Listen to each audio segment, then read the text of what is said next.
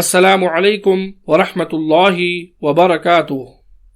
اس video میں ہم جانیں گے کہ نماز میں رکوع کی حالت میں اور رکوع کے بعد کون سی دعائیں پڑھنی چاہیے۔ رکوع میں 3 مرتبہ، 5 مرتبہ یا 7 مرتبہ یہ دعا پڑھیں۔ سبحان ربی العظیم، اس کا ترجمہ ہے پاک ہے میرا رب عظمت والا۔ اس دعا کی سند صحیح ہے۔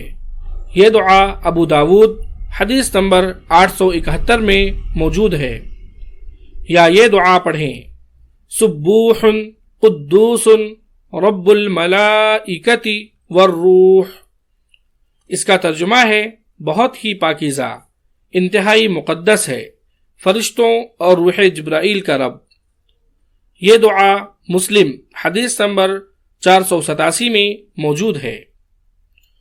رکوع سے اٹھتے وقت یہ دعا پڑھیں، سمع اللہ لمن حمدہ۔ اس کا ترجمہ ہے اللہ نے سن لی جس نے اس کی تعریف کی۔ یہ دعا بخاری حدیث نمبر 795 میں موجود ہے۔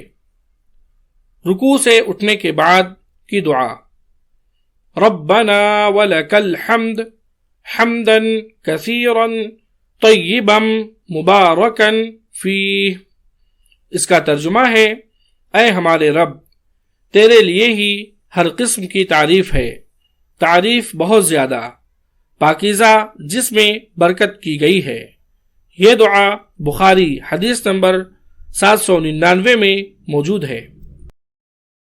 اگر آپ کو یہ ویڈیو پسند آئی ہو تو اس ویڈیو کو آپ لائک کریں اور اس کو آگے بھی شیئر کریں۔ مزید اس طرح کی ویڈیوز کے لیے آپ ہمارے چینل صدیقی اسکلز کو سبسکرائب کریں۔